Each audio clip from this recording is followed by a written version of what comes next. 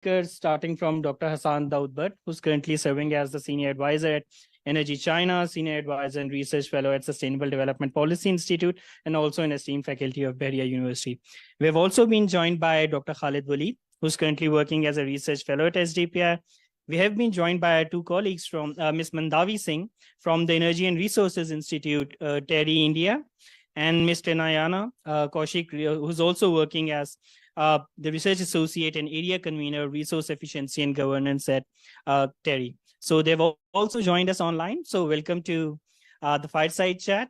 And I think just to give a very brief background before we actually go into the discussion, I think since if we look at over the past 2 to 3 years since 2019, the world has actually passed through a very multifaceted crisis. I mean, a poly-crisis resulting from the impacts of climate change. We saw some very diverse impacts coming from the regional turmoil. So we have actually brought us, this has all brought us to a point where we are facing a lot of disruptions in the supply chains, energy, food prices. They have gone extremely high. And in fact, the whole South Asia that has actually observed an inflation of almost 7.2%, an increase as from 3.68% that was in 2018. Now, along with all the other challenges that has actually posed, it has also placed a significant pressure on public and private financing as well. Now, I mean, definitely each of the nature of each of these solutions or the challenges differ, but they have actually pointed out to a common solution, that is the inclusion of environmental considerations and sustainable development in the development discourse of all the South Asian countries. So that is actually going to be sort of what we'll be discussing here today. So I think just with starting with Dr. Hassan Daud Bhatt, Dr. Hassan, you have been speaking on this topic a lot. So, I mean, how do you think in South Asian countries effectively navigate the interconnected challenges of climate change, economic disparities and geopolitical tensions to promote a sustainable green transition? Over to you. Yeah, thank you very much. And let me also wish well to our colleague in India for the World Cup final. I hope they do well and win this World Cup. But having to discuss the topic that you have highlighted, I think we're living in very interesting time. And in this time, we are bombarded with a lot of conflicts from political sphere to economic to climate change. And all of this is impacting not just the achievement of sustainable development goals by 2030, but also is creating a lot of friction amongst all the important stakeholders. And for that to actually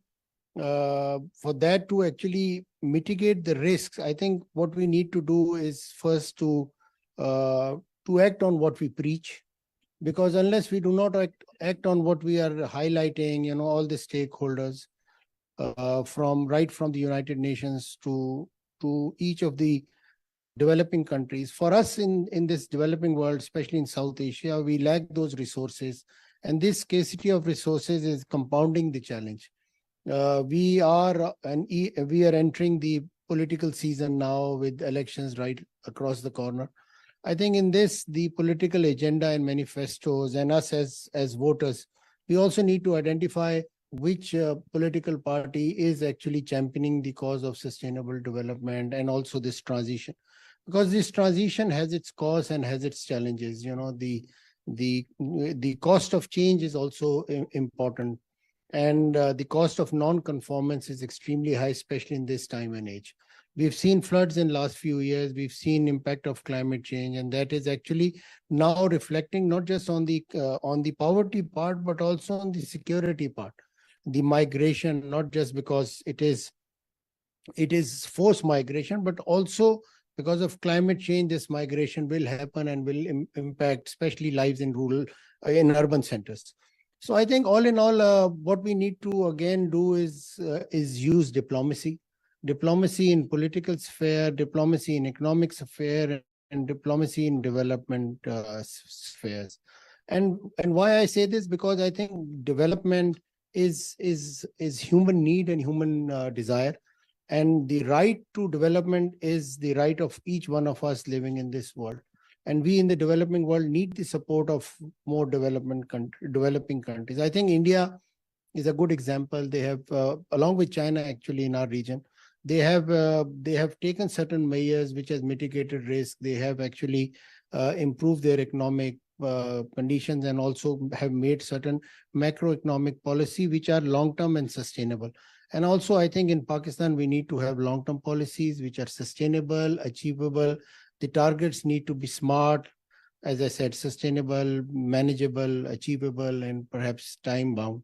And I think for that, the responsibility of the government is huge. And I wish we have the kind of governance and government which can help us achieve all these targets. Yes, thank you so much, Dr. Hassan. I think one of the very key points mentioned here is that the whole transition we're talking about, that definitely has a cost associated with it. We also need to have come up with a very strong diplomatic and coordinated efforts to address these challenges as well. So I think I'll be now going towards Ms. Mandavi Singh from Terry, India. Ma'am, if you could also sort of let us know your perspective on that. And also, I think, what opportunities do you think exist for South Asian countries? Because I think one very key point here that is coming up is also around the technology. So what do you think, what opportunities exist in South Asian countries to collaborate on the technological innovation side as well, and to accelerate the green transition, and how can also the diplomatic efforts which Dr. Hassan talked about can also sort of assist in that? So yeah, over to you, Ms. Mandavi. Thank you. First of all, thank you for having me. It's a pleasure to be in this panel. And I absolutely agree with Dr. Hassan. There is a need for diplomatic intervention here, because South Asia, being one of the most vulnerable regions for the climate shock, and the changing climate obviously will diminish the living condition of the region, especially which caters one of the world's poorest population. So I believe technology is something which is needed to put that intervention into. Firstly, I think South Asia, as we're talking about the South Asian collaboration, I think South Asia, being not only in the similar region, it also has some cultural values to it. For example, community innovative approach for the coastal resilience, scaling up renewable energy, and regenerative forestry. So we also have this our cultural thing that we conserve in a way. For example, we caters one of the largest tribal population, which are very sustainable in their own ways. So something that we can learn from them. And when we talk about the technology, I believe we cater one of the largest, actually 1/4 of the population of the world. So actually catalyze this population brains into working with that. For example, I have worked extensively in the steel decarbonization sector. So which one part is the recyclability of the steel is very much, it's around 100%. So when we come to the scrap recycling technology, it is mostly mechanized in the western part of the world. But when we talk about the South Asia, it's mostly the manual one, and it's one of the perfect ones. So if we can channelize those and present it in a way that it is one of our way to channel it, it could be one part. And when we talk about diplomacy, I think we all need to come together as a region, which is more disintegrated than integrated. We need to work on our capacity building. Why I'm using the word capacity building? Because a whole lot of us over the years have deployed our strength in many sectors. As Dr. Hassan said, that India has collaborated with China and there's like worked on it. So something that we need to develop this capacity in different sectors, and we can deploy it with the collaboration in this region. And obviously by engaging with many other country, somebody may be doing well in textiles and other would be working on the other sectors of the part in the technology. For example, Nepal must be, for example, there are some cases from Nepal. They have worked in the poverty alleviation through transition of the affected communities. So when we say system operates, obviously the methods also operate. So I guess it's time for us to learn from each other and stand up in a way to have that.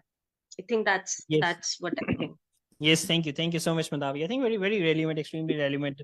The technological exchange and that's really something that we need to come up together to take this forward. I think when we're actually talking about the whole this transition, I think again going towards more what financing models do exist and how we can collaboratively, I mean, look at different modeling, different approaches through which we can also sort of bridge the whole financing gap that exists. So I think with this, I'll be actually coming to Dr. Khalid. Dr. Khalid, you have also been working a lot around different financing models. So I mean, given the whole economic challenge posed by this whole current crisis we're going through, how do you think South Asian nations can actually secure the necessary financing for a sustainable green transition? I think both Dr. Hassan as well as Mandavi talked about that. And what role do you actually see the different diplomatic channels playing in that as well? So over to you, Dr. Hassan. Thank you so much, Obad, and thank you so much, Hassan Saab and Mandavi, for mentioning that there is a need for collaboration and there is a need for, I would say, regional collaboration. Let me allow so that I can bring political economy into this discussion as well, because we have this hot borders between Pakistan and India. Obviously, we are rooting for India to win today's World Cup, but there are realities that there are hard borders and diplomacy is not that much up to the mark. But there are common, I would say, areas or common disasters which are we facing right now. All the countries in the South Asia. First is obviously the fast pace of glaciers melting. We would be facing floods. We would be facing droughts. We would be facing adversities of climate change. Second is that South Asia, all the countries, they are the home of world's largest population of economically vulnerable people. Third is that the ratio of rural population is very high all across the South Asia. So these are some of the common grounds which are very prone to disasters, particularly in terms of climate change. We need to act together because climate change and adversities, they know no borders. They share this border and adversities. I would suggest from this platform that we might consider converting SARC into a different, putting a different meaning to SARC, and that is South Asian Resilience for Climate Change. That would be, again, SARC, but a very functional one based on common goals, based on climate change adversities, so that we can put forward a case that is bankable, a case that is strong, and case that is collective, in a sense that Global South is facing what the Global North is causing in terms of their high carbon intensive development, so that we can not only bring economic growth to the masses, but we build our climate resilience as well. So for this, coming back to the question, what are different channels through which we can brought climate financing to the model? COP28 is coming up. That is a very, I would say, good and effective forum to highlight with a collective voice, just like Pakistan, with help of G77 countries, with China, put the case of loss and damage fund last year. I think we should, from the platform of South Asia plus China, a joint case for not only for just energy transition, climate financing, disaster and risk mitigation, and how to incorporate climate and energy policies into our macroeconomic policies, not only country specific, but the regional as well. Because the collective wise, that would encourage more and more investors, just like India is planning for Just Energy Transition Partnership Program. Indonesia has got one, South Africa has got one, Pakistan or South Asia as a collective wise can obviously apply for that funding opportunity as well. Another common area in South Asia is that all the countries, they have very high share of coal involved in their power systems. So we need to transform our power systems as well, so that we can early retire our coal power plants and bring financing that is necessary, imperative for renewable energy development. So we can have this. Another thing is that is energy trading that can bind this whole region together, because India being the largest, second, third, fourth largest economy, they have the needs in terms of energy. Nepal can provide in terms of hydroelectric. Pakistan has huge potential of solar and wind.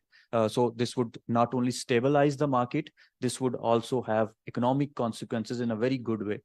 So trade, energy, climate financing, we need to bind them together through a collective platform because the risks are same. So again, I'm iterating that SARC should be converted into another sort that is South Asia resilience for climate change.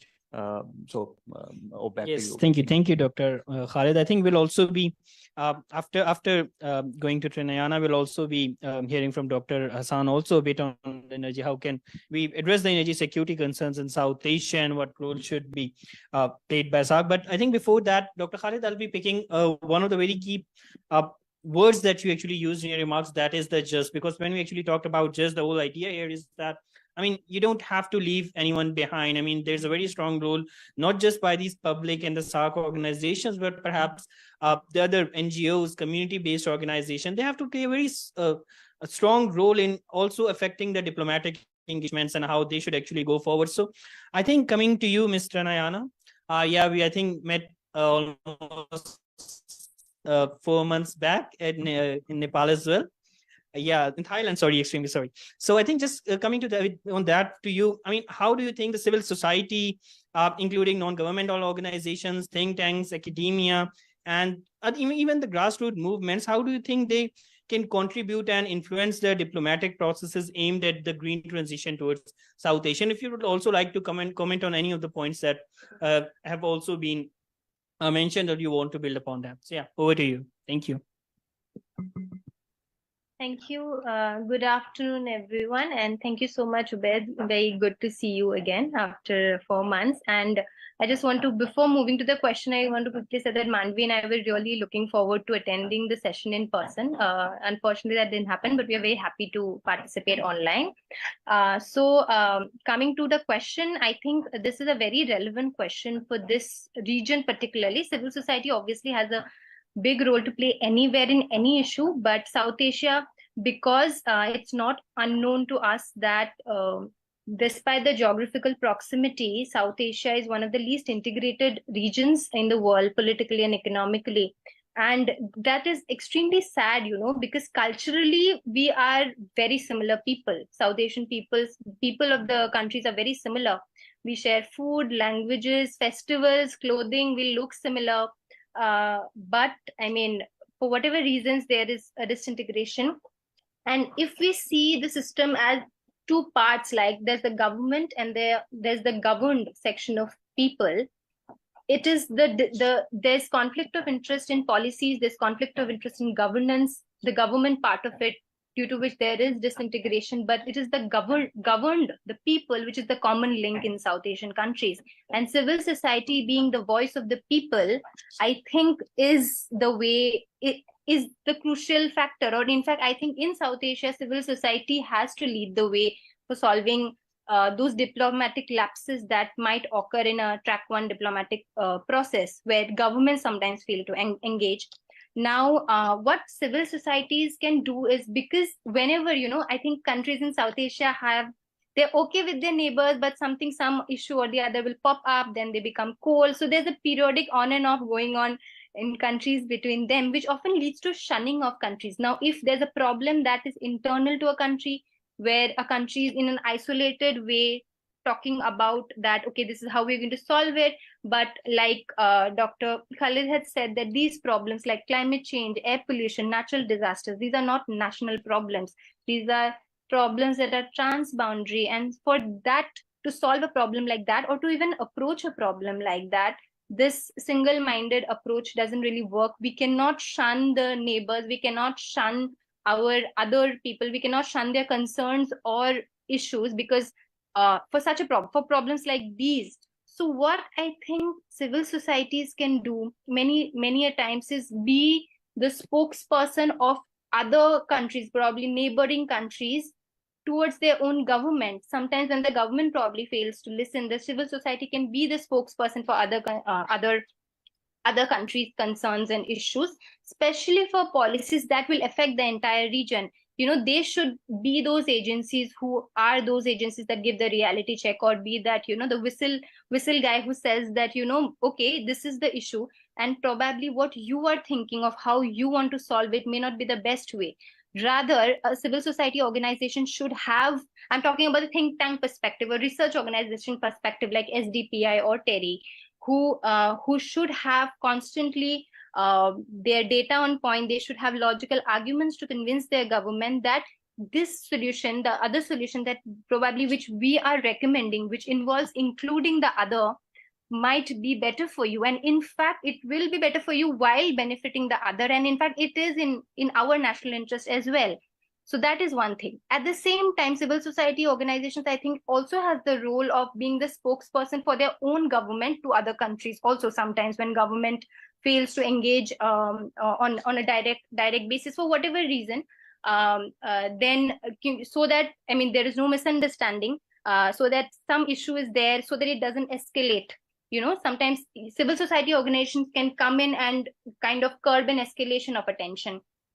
At the same time, beyond doing this international collaborations, I think the civil society organizations has a very, very important role to play in their own countries. Like, I think that is the most important role of civil society organization, is to create learned citizens of their country. So it is very important that civil society organizations engage in education activities, capacity building, community engagement activities, consumer awareness activities, so that they are in their own countries, they are building a population that are more learned, that are more susceptible to changes, that whenever a change happens, the people can absorb it better. So that is a work I think civil society organizations has to constantly do in their countries, beyond doing these collaborations.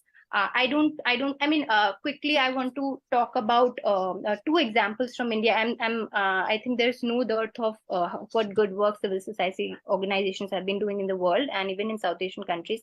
So one was the Chipko movement. I don't know if I think some of you must be knowing it. It was not even a movement when it started. It started in the early 1970s, way before environmental concern was a global concern at all. There was no literature, no talk about environmental concerns, but it was a movement that was just started by very simple women of a village of the Indian state of Uttarakhand, where women got to know that some multinational companies had leased out the trees of their surrounding forest areas to a sports equipment manufacturing company. And the women said, they just realized it's not good for them, and they went and hugged their trees. And when the contractors came in with their saws, they said that you have to cut our bodies before you cut the trees. So that was just one activity that women were doing, but it went on to become one of the most famous and grassroots level environmental movements in India. And the learning that people got from that movement were not people like you and I who had degrees or academics. The lessons that movement gave a simple village folk who realized that there is a thing called environmental conservation and there is merit in it. So that is the importance of grassroots movements. And when people learn through experience or practice, they imbibe lessons for life. Another example was that I want to quickly quote is TERI's own example, where TERI ran this program called LABL, Lighting a Billion Lives, in 2007, where TERI started this initiative of replacing kerosene-based lamps, lighting solutions in un and underserved areas of the country in India to solar-based. So it was initially started by TERI. They set up some solar, like community solar lamps chargers in rural areas, especially in the northeastern states. They started Manipur, Mizoram, Nagaland, which were not too connected with central government schemes. And then later, both central government and state government became parts of it, and LABL actually became a pot of investment of CSR from many multinational corporations. So corporate social responsibility is legally obligated in India. So when that happened, that one initiative started by a civil society organization like TERI actually became a big successful PPP program, So I think civil society organization does not have one defined role that we do this. The purpose of a civil society organization is that it lays that foundation of making people susceptible to change, one. And secondly, wherever and whenever they see lapses in track one diplomatic processes, it is the role of civil society organization to go and fill those gaps wherever they see it. So yeah, I think that's No, exactly. Very rightly pointed out. And first of all, thank you so much for being very candid in your remarks as well. Yes. fully understand. And second, the point, the CSOs and civil society, even the grassroots movements have to play a very strong role, and also affecting the diplomatic movements as well as what developments are happening in each of the countries as well. So I think just again linking it with I think if we look at South Asia region as a whole, I mean, energy is definitely, I think Dr. Khalid also mentioned, one of the very key areas. So Dr. Hassan, you have also been dealing along with this. How do you think, I mean, different energy security issues across the South Asia could be addressed through a collaborative effort, perhaps? And also, I think, like Dr. Khalid also mentioned, that the SARC also had to play a very important role. Perhaps it hasn't been that effective as of yet, but how do you think the way forward from here is, or what needs to be done going forward in the context of energy security as well? Yeah. Well, I think in the region that we all belong to, including my two colleagues from India and yourself and us and all of us here, I think we are overwhelmed by politics. And unfortunately, this politics, even in the context of political economy, which Dr. Khalid referred to, I think I wish it was sweeter, but it is bitter politics. So in this environment where the politicians nurture on sentiments, negative sentiments, I think talking about development agenda and even, providing cheaper, sustainable, reliable sources of energy is a challenge. But there are always challenges. It's not bad to have risk. It's bad not to have a risk mitigation plan. So if you have a suitable, well-articulated risk mitigation plan, I think you can address some of these challenges. And let's take the example of TAPI. From energy deficient countries to energy-rich countries, I think there cannot be a better example for that. And also for Pakistan, for example, our geography places are between, in terms of fossil fuel also, between countries which are rich in energy source and in between countries which are like India and China, which have high energy demand. And I think if we can leverage this natural endowment, and if we can leverage some of the requirement for trade and connect it with the requirement of energy, because now I think energy, as I said about other development agenda, I think energy, cheaper, cleaner, reliable sources of energy is human demand, and even internet for that matter now in this time and age. And for that to happen, I think the energy source has to be identified. Like, for example, the energy demand and energy source in a rural economy may be different from what we get in an urban economy. The demands are more, the industrialization processes is happening. And now even in agriculture sector, where we're talking about climate resilience infrastructure with Dr. Khalid referred to, I think there, for developing that, we need reliable sources of energy. So how do you address these challenges? Like for Pakistan, when we talk of our eastern border, you have India, and the western border, you have Afghanistan. We also have Iran. I think for that, and I understand what role of civil society has to shape. But for that, I think pertinent education has to happen. And that has to not just start from school, but I think start from us doing parenting and perhaps building that kind of environment for our children in the next generation. Because I believe that in next 30 years, even if you take 2030 SDG agendas, or for 2050 net zero for most of the countries, I think there are strong chances I might not be on this planet. But surely some of my colleagues, speakers, young ones from India, you yourself, Dr. Khalid, and most of the audience here will be on this planet and battling these challenges of climate change and perhaps energy. So, for example, in Pakistan, you give certain incentives around solar, transitioning towards reliable, renewable energy. But for that, the government has to put their foot down. Their policies has to be, should be long-term. And as I said, and I keep saying, and I'll say it again here also, you cannot find short-term solutions for long-term problems. You have to find long-term solutions to long-term problems. And I think for us, we can look at how, transitioning to solar had its challenges. Even now, if you ask for green meter, it takes lots of time. So I think, and for us, we need to address these challenges around politics also. It's our election year, and the election year across the globe. I think this is unique. 2024 will be election year for half of this planet, and everyone will be going for election. So I think we should look for agendas. Civil society can help political parties build manifestos, and I think this trust deficit that we have between civil society and government, civil society, and I think the establishment also, and also their trust deficit towards the understanding and the knowledge wealth, both on the civil society from urban centers, but even rural centers. They understand, they've been using this renewable energy for ages, tube wells run by solar energy. So I think we should trust their knowledge base. But I think role of academia, think tanks like SDPI and TERI perhaps, is extremely vital, not just for charging the environment for renewable energy, giving means and methods based on just transition, but I think also making models which are led by reliable data. जिस तरह पाकिस्तान में होता है ना कि इसे हमारे पास talent बहुत है, और जब क्रिकेट का वर्ल्ड कप आता है तो टैलेंट गायब हो जाता है।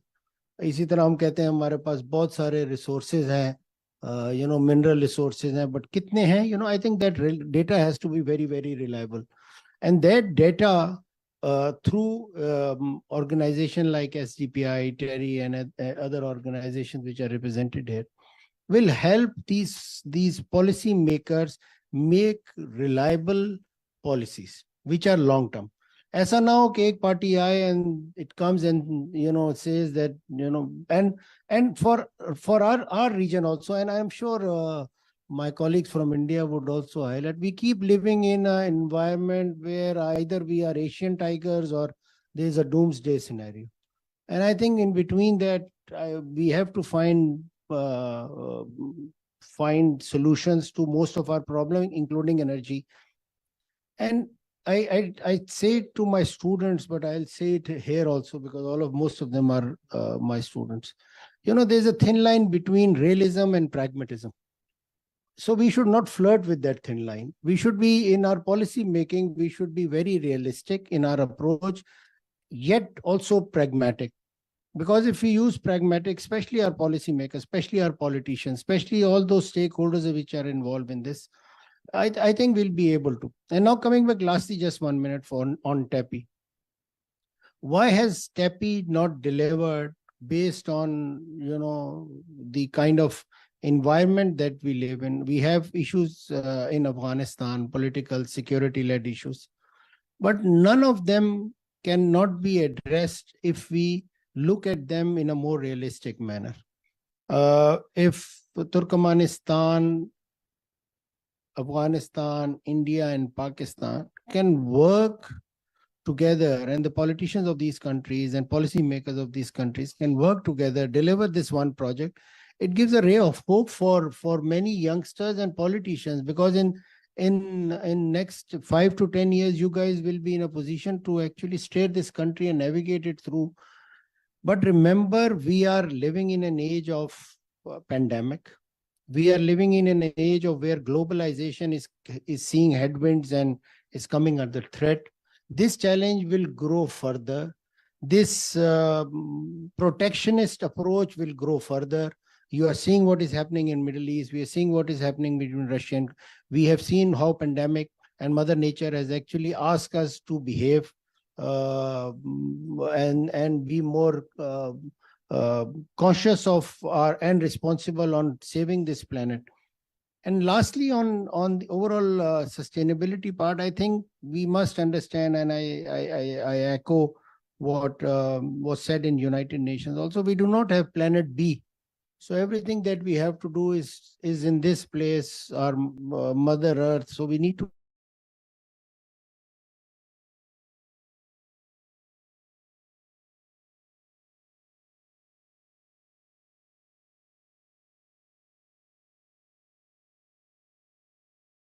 it, and also. Thank you so much, Dr. Hassan. I think very rightly pointed out. I think we all agree the challenges are definitely here, and they'll remain here. We have to sort of work through them. I think two very key points mentioned here is that definitely, in fact, not only in Pakistan, I think this is the case for many of the South Asian countries, that policy inconsistency, constantly changing targets of the different regulatory frameworks are there. So I think we need to bring in, I think Dr. Hassan very rightly pointed out that we need to build the political buy-in. We have to bring that thing into that. So I think with this, I'll be actually, before going to Ms. Mandavi, I think Dr. Khalid wants to come in here and add some of his points. So Dr. Khalid, I think we've also worked a lot around how to sort of impact that political discourse by working through perhaps the manifesto part of the things or other things. So perhaps if you would like to point some of the suggestions or recommendations, how those inconsistencies can be sort of addressed in this context. And also if you'd like to highlight any other point as well. Yeah. Thank you. Let me build on the points given by my colleagues from India or let me put it in a way of alphabets. We need to have lots of people talking to lots of people in a sense that they are politically integrated. I mean, political parties, they are basing their manifestos to sustainability. B is the business to business corporation, taking forward the trade from businesses coming from Pakistan and India, so that they are integrated in a sort of way that they are more economically dependent on each other, and geostrategic relationship is shifted towards geoeconomics, so that one country is more independent to other. This would solve this integration or disintegration sort of problem. C would be, I have written it down, I think. C is that we need to cooperate in terms of CSOs cooperating with CSOs of other countries, so that we can build and we can build this discourse of sustainability. D would be the disasters that we are facing, jointly facing in terms of climate change. F would be financing that we need to mitigate this climate change adversities. I think I have missed E. E would be efficiency, and that can be ensured with trade. Trade always bring efficiency to the economic market. F would be F would be financing, and then coming towards last the question of Ubaid, that how can we build political discourse or political narrative? Well, we start with the ground level. We start to incorporate these sustainability initiative, sustainability debate into the political manifestos of the parties, so that people on the ground level, they get awareness of this sustainability. Right now, they face disasters, but they are separated from the solution to these disasters. They are connected with the climate change, but they are separated and disintegrated with the solutions of climate change. We need to integrate people with the solutions of climate change, and that cannot be done without a regional governance, governments talking to the other. But the right way would be we bring track 2 diplomacy and mix it with track 1 diplomacy, and we have this collaboration coming on multiple grounds, so that we mitigate these risks, and planning for these risks as a preemptive strike over these climate change adversities. So I would conclude, or I would say, I would end this my talk as that I always say that chaos is a ladder. We need to use this chaos of economy, energy, and environment or climate change as a ladder, so that we can have this equitable and sustainable, more inclusive development for this whole region. Yes, thank you so much, Dr. Khalid. I think very rightly pointed out to both Dr. Hassan, Dr. Khalid has mentioned that definitely the challenges are there. We need to build upon them. So now coming again to Ms. Mandavi from the TERI, if you could very quickly highlight some of the key recommendations, just 2 pointers you have that you want to pitch to this platform that can sort of address the issue we're facing over here, or the theme we're discussing over here. Yes, over to you. Thank you very much. So the 2 recommendation, or in a way, I would like to say, as Dr. Hassan said, that we are very overwhelmed by our political agendas and things. I think there is a high time that we overshadow them, and then we need to think for one purpose. Firstly, the first recommendation, the first thing is that we as a culture, as Trinena already mentioned, that we are very similar people. Culturally, we have a traditional knowledge, we have a traditional pool of knowledge.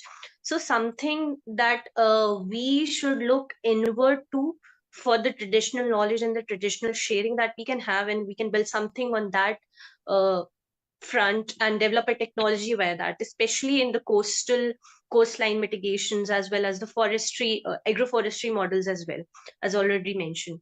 And when we talk about, as I told, that there is this overwhelming affinity for the political thing, I think when we look to West, we should also look how West has tackled this problem. So when there was a Cold War between USSR and Russia, and then and USA, when the space program was happening during that time, but still they collaborated for that initiative of space to actually make something out of that. And the same happened during 1971, when there was a war with uh, I guess Cambodia with USA. So they also worked on collaboratory for the infectious diseases at that time. So even in the case, even in such vulnerable conditions, people overlook such conditions of the political and the geopolitical scenarios. Then I think we should learn something which is very apparent over there. And I think we should take these two recommendations and move forward. Yes, in yes. our Thank you so much, Mandavi. I think very rightly pointed out, and thank you for the suggestions. We'll be taking this forward as well. So I think just before going to Triniana, we'll be coming to the audience if you have any questions, or just jot it down. So I think now coming to Triniana, if you do have any further recommendations, just very briefly, 2 pointers from your end as well. Yeah. You're muted. You're muted. Sorry. Yeah. So quickly, the recommendations would be, again, invest in education, very important. Then more and more cross-border initiatives. I think more and more cross-border initiatives whenever possible. And, something very feasible, something like organizations like SDP and Terry can do is maybe come up with a green transition roadmap for South Asia, where we kind of do a joint research, and then finally, when we have that shared knowledge, we go to our governments and do that advocacy and we can take we take research organizations like that from South Asian countries and do our own research, like a joint collaborative research, and go and present that roadmap to our governments and say that this is what is in the benefit of the entire region. Yeah, something like yes, perfectly. Thank you so much. I think yes. On Triana's cross-border initiative, I think we should be very cautious in our suggestions on cross-border. I think we should not provide instruments to bureaucrats and politicians to travel for free. So we should also be careful in selecting these cross-border initiatives. Yes, definitely. So, and I think that's a really nice suggestion that you talked about, is the roadmap of South Asian transition as well. So I think, yeah, very well noted points. Do we have any questions from my colleagues sitting over here, the youngsters, or any other one who would like to add anything, colleagues from STPI? If you have anything to add, please.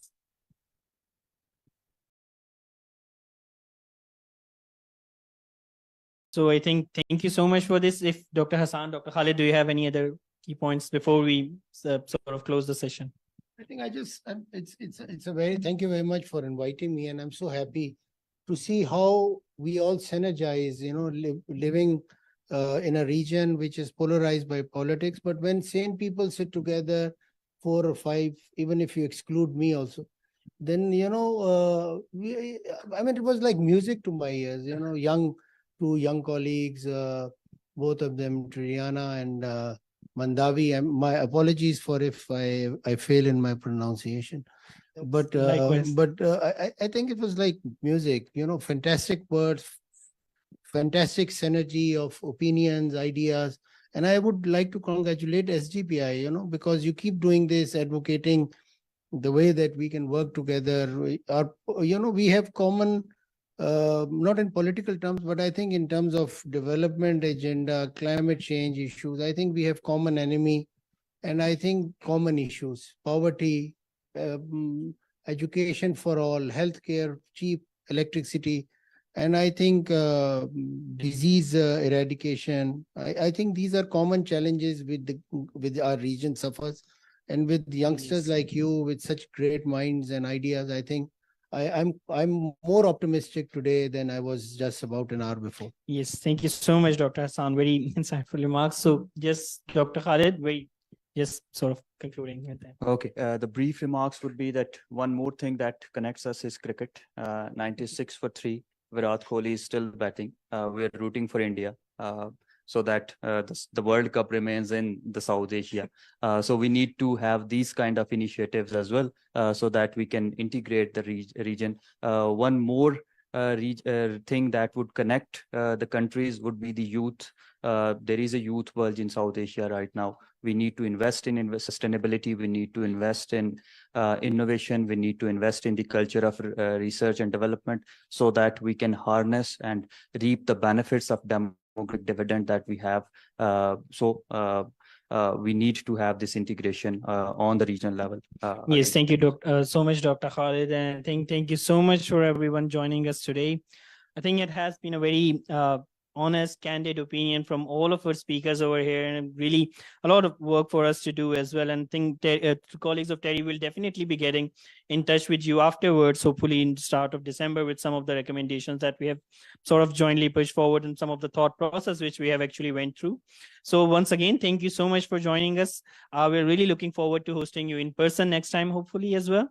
So once again, thank you for all the speakers, Dr. Khalid, Dr. Hassan Daud Bhatt, and our colleagues over here. Thank you so much, everyone.